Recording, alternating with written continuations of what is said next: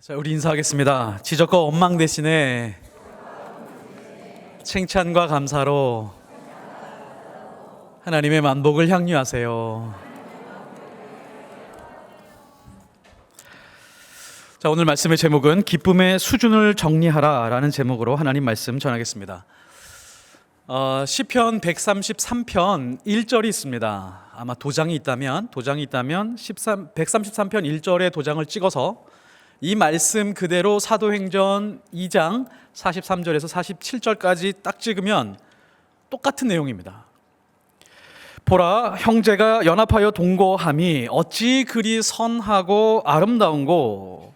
이 말씀이 어떻게 이루어지고 있는지, 이게 어떻게 현실이 되고 있는지를 확인하려면 오늘 말씀을 보면 됩니다. 믿음의 사람들이 형제 자매가 되어서 연합했습니다. 그리고 함께 동거했습니다. 동거하는 것이 먹고 나누고 끝나는 것이 아니라 선한 일을 하기 시작했습니다.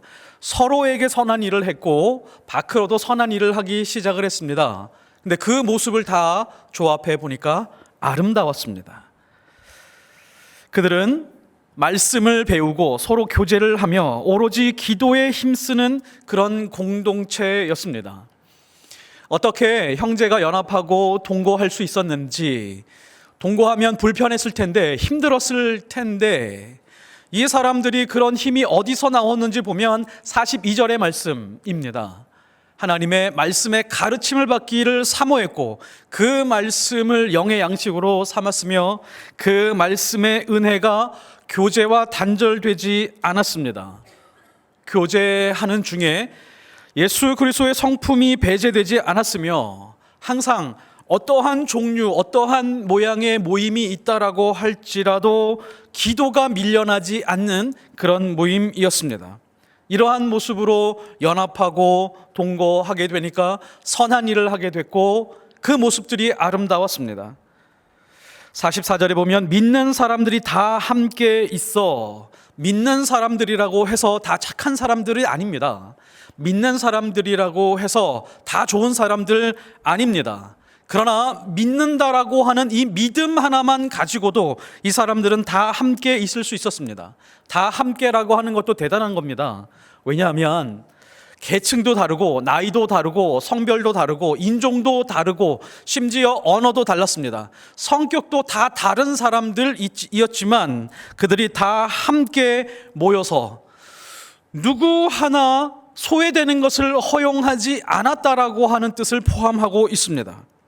46절에 보면 날마다 마음을 같이하여 성전에 모이기를 힘쓰고 마음을 같이 했다라고 하는 것, 이것은 바로 포용력이 있었다는 뜻입니다. 믿는 사람들도 속 좁은 사람들 있습니다. 까칠한 사람들 있습니다. 예민한 사람들도 있고요.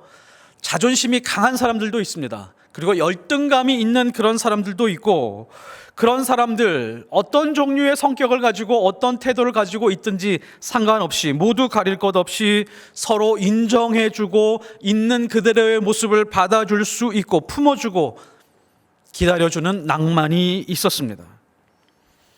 누구라도 마음의 높이를 낮추려고 애를 썼고 어떤 사람을 보면 내가 높은 위치에 있는 사람으로서 그 사람을 깔보려고 하는 마음 없었습니다. 서로 이해하고 상대방의 말과 태도가 듣기 싫었을지라도 판단하려고 하지 않고 유보하고 난 다음에 어떤 사람일까라고 궁금해하면서 생각하는 마음의 작은 방이 하나씩 있었습니다. 우리가 자녀들을 키우다가 보면 동생하고 언니가 있죠. 동생은 언니의 옷을 입고 나갔다가 걸리고 또 언니는 동생의 신발 신고 나갔다가 걸려서 머리끄댕이 잡고 싸우는 그런 일들이 많이 있습니다. 형제라고도 해도 많이 있습니다. 잘 지내다가도 많이 싸우는 일들을 볼 수가 있습니다. 오히려 처음 교회 그리스도인들은 내 물건, 내 소유, 내가 가지고 있는 소중한 것, 누가 터치하는 것에 대해서 싫어했던 것이 아니라 내가 가지고 있는 이 소중한 것들이 저 사람의 어떤 필요를 채워줄 수 있을까에 대해서 고민하고 있었습니다. 그래서 그것이 단순한 것이 아니라 좋은 소유들, 많은 소유들, 땅도 팔고 금반지도 팔고 자동차도 팔아서 그 사람들에게 나누어 주는 것을 기뻐했습니다. 주는 사람들, 누군가에게 주는 사람들은 오른손이 하는 것을 왼손이 모르게 했습니다. 주는 사람들, 나누어 주는 사람들은 많이 기여했다고, 많이 나누어 주었다고 거들먹거리지 않았습니다. 나는 이만큼 했어, 그런 업적을 보여주려고 하지 않았습니다. 받는 사람들은 누군가 성도들로 인해서 내가 무언가를 필요한 것을 받게 되었지만 그것으로 인해서 열등감을 느끼거나 초라하게 느껴지지 않았습니다. 받는 사람들은 내 형편을 하나님께서 어떻게 알고 채워주셨는가라고 감사했습니다. 주는 사람들은 나누어 줄 수 있다는 것 자체에 기뻐하고 감사했습니다. 그래서 받는 사람들은 하나님 앞에 이런 기도했습니다. 하나님, 제가 비록 지금 형편이 어려워서 받고 있는 위치에 있지만 나도 저 사람들보다도 더 많이 나누어 줄 수 있는 사람 되게 해 주십시오 라고 하는 그런 아주 멋진 기도를 하고 있는 사람들이었습니다. 그래서 이 장면들을 잘 살펴보면 어디에서 근본과 근원이 있는가 봤더니 말씀과 교제와 기도가 조화를 이루면서 공동체를 이루어 서로가 서로를 섬겨주는 그런 모습 속에서 발생하는 그런 일들이었습니다. 그래서 그곳에 있는 사람들은 만족이 있었습니다. 내가 이 땅에서 소유하고 누리는 만족의 크기보다 내 소유를 팔아서 환원해서 누군가 필요한 사람들에게 줄 수 있다라고 하는 것, 이런 기쁨, 만족의 크기가 훨씬 더 컸습니다. 다른 사람이 알아주지 않아도 상관없습니다. 내 안에 있는 영혼의 가치가 너무 크니까 이 땅에서 누리는 물질의 가치와 비교할 수 없다고 느꼈습니다. 근데 조금 더 근본적인 원인이 하나가 있습니다. 이 공동체 안에 모여 있었던 사람들, 이렇게 신앙생활을 하고 있었는데 이 사람들에게 누구 하나 빠짐없이 가지고 있는 감정이 하나가 있었습니다. 그 감정이 무엇이었을까요? 그것이 바로 기쁨입니다. 46절에 보면 기쁨과 순전한 마음으로 믿는 사람들이 다 함께 모여 이렇게 함께 기쁨으로 만나고 예배하고 교제했습니다. 기쁨과 감격, 생명력은 처음 교회에서 가장 두드러진 특징이었습니다. 오늘 말씀에서 말하고 있는 이 기쁨은 수준이 좀 다른 기쁨입니다. 세상에서 느끼는 상식적인 느낌 혹은 우리가 본능적으로 느끼는 그런 느낌과는 완전히 다른 차원이었습니다. 우리는 예수님을 믿습니다. 하나님이 우리를 창조했다는 것을 믿습니다. 예수님이 성령을 보내셔서 그 성령이 우리의 인생을 인도한다라고 하는 것도 믿고 있습니다. 자, 그런데 그렇게 신앙생활 한다고 해서 무조건 기쁠까요? 그렇지 않습니다. 예수를 제대로 믿고 있어도 고난이 있고 절망이 있습니다. 고난과 절망이 계속되면 우울증도 찾아오고 심리적, 정신적인 타격을 안고 살아갈 때도 있습니다. 때로는 질병에 걸리기도 하고 큰 사고를 당하기도 합니다. 오늘 말씀에서 말하는 이 기쁨은 고난과 절망이 제거되어야 얻을 수 있는 그런 조건적인 기쁨이 아닙니다. 지금 이 성도들은 자신들의 기쁨이 세상에서 성공이나 성취, 형통함과 상관이 없다라고 하는 것을 스스로 증언하고 있습니다. 어떻게 증언하고 있죠? 자기가 가지고 있는 소유와 재산을 팔아서 이것이 꼭 필요한 사람들에게 나누어 주면서 스스로 증언하고 있는 것입니다. 그들 안에 있는 기쁨은 자신들의 재산과 소유를 작아 보이게 만드는 힘이 있습니다. 작아 보이게 한다는 뜻은 이런 뜻입니다. 내가 다른 사람에게 더 많은 것을 나누어 주고 싶은데 나는 왜 이렇게 적게 가지고 있을까? 더 많이 가지고 있으면 좋겠다. 더 많이 나누어 주기 위해서. 그런 차원에서 물질이 작아 보였던 것입니다. 그리고 반면에 동시에 다른 사람들이 가지고 있는 부족함과 필요를 더 크게 만드는 그런 기쁨이었습니다. 고난과 절망이 그대로 유지되어 있었지만 스스로 진압되지 않은 그런 기쁨이었습니다. 성경은 이 특별하고 독특한 기쁨에 대하여 어느 위치에서 이 기쁨을 얻을 수 있는지 빈번하게 설명하고 있습니다.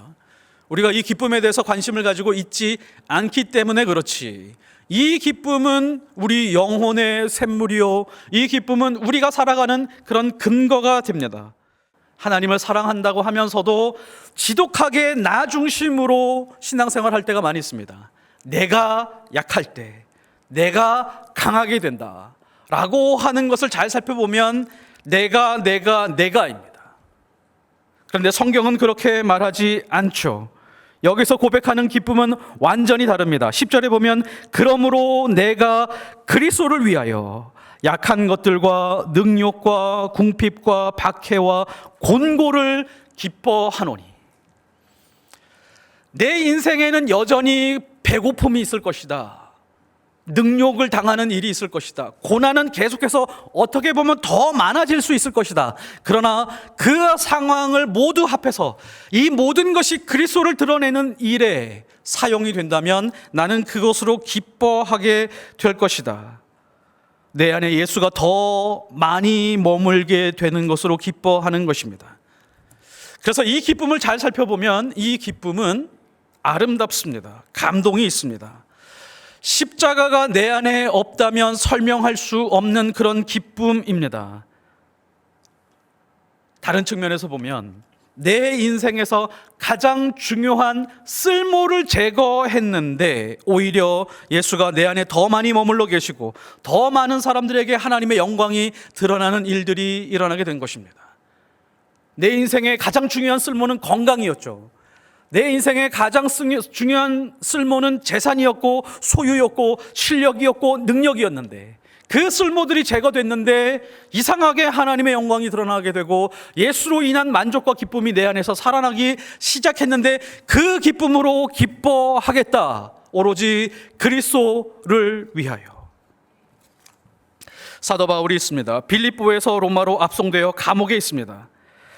바울이 감옥에 들어간 것으로 인해서 사람들이 많은 생각을 했습니다. 시험에 들었던 사람들도 있습니다. 바울 하나님이 선택했다면서 그리고 많은 능력이 있다라고 하면서 근데 뭔가 문제가 있어 보여.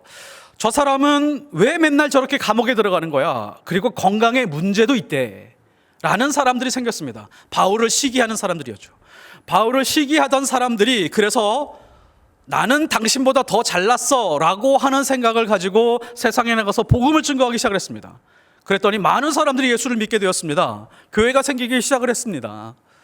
그런데 이 장면을 보면서 바울을 사랑했던 사람들, 바울의 제자들이 야, 우리가 이렇게 있으면 안 되겠다. 저 사람들이 저렇게 날뛰고 있는 것을 눈뜨고 못 보겠다 라고 하면서 이 제자들이 선생님을 위해서 무언가를 해야지 라고 하면서 모여서 막 복음을 증거하기 시작을 했습니다. 그랬더니 많은 사람들이 예수를 믿게 되었습니다. 자, 이런 상황을 바울이 알게 되었죠. 바울이 어떻게 생각을 했을까요? 내가 너희들을 그렇게 가르쳤느냐? 예수님의 복음이 그런 거였느냐? 이렇게 오합지졸 무질서를 가지고 어떻게 세상에서 복음을 증거하고 있느냐? 이렇게 말하지 않았습니다. 빌립보서 1장 18절에 보면 그러면 무엇이냐? 거칠애로 하나 참으로 하나 무슨 방도로 하든지 전파되는 것은 그리스도니 나는 어떻게 하겠다고요? 기뻐하고 또 기뻐하리라. 지금 눈으로 보이는 무질서, 천방지축, 오합지졸 이런 상황들 속에서라도 예수 그리스도가 전해질 수 있다면, 복음이 전해질 수 있다면, 교회가 세워질 수 있다면 나는 오히려 그것으로 기뻐하겠다. 비록 다른 사람들이 봤을 때 내 인생의 쓸모가 제거되었고 내 행동이 제한되어 있지만 나는 그것으로 인해서 슬퍼하거나 좌절하지 않을 것이다. 아무렴 어떠냐? 나는 쓸모가 없어졌고 오해를 받고 비판을 받고 뒷담화의 대상이 된다라고 할지라도 예수만 드러난다면 나는 그것으로 또 기쁘다. 내 인생의 문제가 해결되었고 다른 사람이 부러워할 만한 위치에 올라가서 기쁜 것이 아닙니다. 하나님이 지금 무엇을 기뻐하느냐로 기뻐합니다. 하나님이 나를 성공시켜서 예수님이 드러나는 것으로 기뻐할 수도 있지만 내가 지금 좌절하고 절망하고 실패한 가운데 있는데 그 실패를 통해서라도 하나님이 드러날 수 있다면 나는 그것으로 기뻐할 것이다. 내 소유와 재산과 성공에 상관없이. 기쁨의 기준을 한번 잘 살펴보십시오. 어떤 사건이 발생했습니다. 그러면 하나님은 하나님이 하시고자 하는 일을 이루고 계신가? 아니면 내 욕망 때문에 하나님이 하시고자 하는 일이 방해받고 있는 것인가? 내 욕망 때문에, 내가 성공한 것 때문에 하나님이 하시고자 하는 일이 방해받는다면 나는 무너져도 좋다. 만일 이것을 놓친다면 우리는 진짜 기쁨이 무엇인지 모르게 될 것입니다. 이것을 이렇게 설명할 수 있습니다. 진짜 성경이 말하고자 하는 기쁨, 진리가 말하고자 하는 기쁨은 세상의 생각으로 나를 읽어버리는 것을 거부하는 것입니다.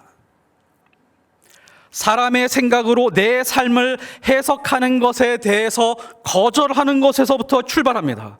예수 그리스도로 세상을 읽어가고, 예수 그리스도로 내 인생을 읽어가고, 예수 그리스도로 내 가정을 읽어가는 것, 여기서 기쁨이 시작됩니다. 하나님이 나의 고난과 아픔을 통해서 영광을 받으셨느냐, 혹은 하나님 그분이 하고 싶은 일을 내 실패와 좌절과 절망을 통해서 이루었느냐, 이것이 바로 기쁨의 근본입니다. 세월이 갈수록 바울에게서 세상적 가치가 점점점 제거되어 가고 있었습니다. 세상에서 쓸모가 점점점 사라지기 시작했습니다. 세상의 쓸모를 스스로 버리기도 했습니다. 그러나 단 하나, 예수만 존귀하게 드러나게 된다면 만족했습니다. 기뻐했습니다. 그래서 성령이 바울의 인생을 세밀하게 이끌어갈 수 있었습니다. 그래서 바울을 통하여 그 약함 가운데, 그 실패와 좌절 가운데 예수님이 더 잘 드러날 수 있었습니다. 그래서 하나님이 계획하신 것과 섭리가 충분히 바울의 인생을 통하여서 펼쳐질 수 있었던 것입니다. 앞으로 사도행전을 통해서 수많은 그리스도인들을 만나게 될 겁니다. 또 교회의 스토리를 우리가 보게 될 것입니다. 그들의 존재와 목적과 언행 심사를 한번 잘 살펴보십시오. 예수 그리스도가 존귀케 되는 일의 목표를 가지고 있다면 그 교회는 항상, 그 그리스도인들은 항상 아름다워졌습니다.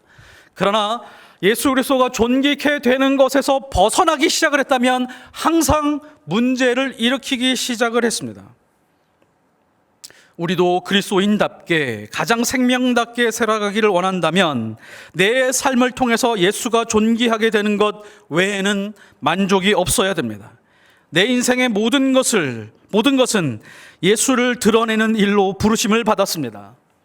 내가 죽어서 예수가 드러날 수 있다면 언제라도 죽을 수 있는 그런 믿음과 담대함을 가지고 있습니다. 이것이 기쁨이고 이것이 소원이 되어야 됩니다. 빌립보서 1장 20절에서 21절, 나의 간절한 기대와 소망을 따라 아무 일에든지 부끄러워하지 아니하고 지금도 전과 같이 온전히 담대하여 살든지 죽든지 내 몸에서 그리스도가 존귀하게 되게 하려 하나니 이는 내게 사는 것이 그리스도니 죽는 것도 유익함이라. 이 땅에서 성공하는 것이 힘을 잃었습니다. 이 땅에서 실패하는 것이 좌절의 요인이 되지 않았습니다. 왜요? 이유가 하나밖에 없죠. 예수 그리스도가 내 안에서 존귀케 되면 되는 것이다. 내 몸에서 존귀하게 드러나면 되는 것이다. 나는 이 기쁨 때문에 부끄러워하지 않는다. 오히려 담대하게 살아간다. 이것이 기쁨의 근원이었습니다. 사도행전의 그리스도인들은 날마다 그렇게 살아갔습니다. 사도행전 5장 40절에 보면 사도들은 예수를 전하지 말라라고 하는 공갈과 협박과 폭력을 당했습니다. 그리고 채찍에 맞아서 풀려나는 장면이 있습니다. 41절에 보면 사도들은 그 이름을 위하여, 예수의 이름을 위하여 능욕받는 일에 합당한 자로 여겨졌다라고 하는 그 사실에 대해서 기뻐하면서 공회 앞을 떠나니라. 그들은 날마다 성전에 있든지 집에 있든지 예수는 그리스도라고 가르치기와 전도하기를 그치지 아니하니라. 이 사람들 안에 억압할 수 없고 진압되지 않으며 방해받지 않는 그 기쁨으로 인하여 예수를 드러내지 않고는 견딜 수 없는 그런 기쁨과 만족감이 있었습니다. 감격이 있었습니다. 외적인 조건을 한번 살펴보면 세상의 권력과 폭력으로도 이 사람들의 기쁨이 감소되지 않았습니다. 내적인 조건에서 보면 이 사람들은 지속적으로 고난을 당하고 있었기 때문에 마음의 괴로움을 안고 살았습니다. 그러나 그 고난과 환경이 오히려 감사하게 만들고 순전한 기쁨을 느끼도록 했습니다. 예수가 드러난다면 내 인생에서 중요한 지위와 물질과 소유가 박탈당하고 제거되어도 만족하고 기뻐할 수 있는 기쁨의 수준이었습니다. 만일 우리가 인생을 살아가면서 예수 그리스도의 이름을 위하여 고난과 오해와 조롱을 받는 자리로 부름을 받았다라고 한다면, 또 그것을 수용한다면 우리는 기쁨을 느낄 수 있습니다. 우리의 모든 목표와 소망과 간절한 기대와 기쁨은 우리의 존재와 우리의 모든 것이 주님이 존귀하게 되는 것에서부터 시작을 합니다. 예수님의 사랑과 생명을 전한다라고 하는 것으로 하나님이 기뻐하신다면 나는 그것으로 기뻐하겠다. 그것이 우리의 삶의 이유고 의미입니다. 나의 절망과 좌절이 깊어진다라고 할지라도, 나의 아픔과 고통이 길어지는 이유조차도 나의 절망과 좌절을 통해서 하나님이 드러날 수 있다면 나는 그것을 하나님의 놀라운 섭리로 받아들이겠다. 로마서 14장 7절, 우리 중에 누구든지 자기를 위하여 사는 자도 없고 자기를 위하여 죽는 자도 없도다. 우리가 살아도 주를 위하여서 살고 죽어도 주를 위하여 죽나니 그러므로 사나 죽으나 우리가 주의 것이로다. 이 고백을 할 수 있는 사람들은 그리스도로 인하여 내 안에 있는 기쁨이 무엇인지 아는 사람들입니다. 우리는 이 세상의 것을 필요로 하는 자들이 아닙니다. 영원을 기다리고 준비하는 사람들입니다. 그래서 세상의 것들과 충돌할 수밖에 없습니다. 우리는 세상에서 수많은 오해와 비난과 협박을 각오해야 됩니다. 왜냐하면 세상은 예수를 핍박했기 때문에 예수를 따르는 우리도 핍박할 수밖에 없습니다. 그러나 우리는 세상에 대하여 이를 갈거나 창을 겨누기를 거부합니다. 다만 영원한 것을 소유한 우리는 그 영혼들을 불쌍히 여길 뿐입니다. 그리스도인들, 하나님의 자녀들, 하나님을 인격적으로 만난 사람들, 하나님이 전부인 사람들, 하나님의 말씀을 내 인생, 내 온몸에 새기는 사람들은 이 땅에서 이 기쁨을 우리에게서 빼앗을 자가 없고 어떠한 능력으로도 방해받을 수 없으며, 그 기쁨으로 하나님을 찬송하고 그 기쁨을 보고 세상 사람들이 오히려 우리를 칭송하게 될 것입니다. 굳이 우리가 전도지를 가지고 세상 사람들을 찾아가서 복음을 증거하지 않는다라고 할지라도 이런 기쁨을 소유하고 있는 그 공동체 안으로 찾아오게 되고 구원받는 사람들이 날마다 더하게 되는 놀라운 역사들이 있습니다. 우리가 매주 교회로 모일 때마다 이 기쁨을 기대하며 이 기쁨을 갈망하며 모이기를 예수 그리스도 이름으로 축복합니다.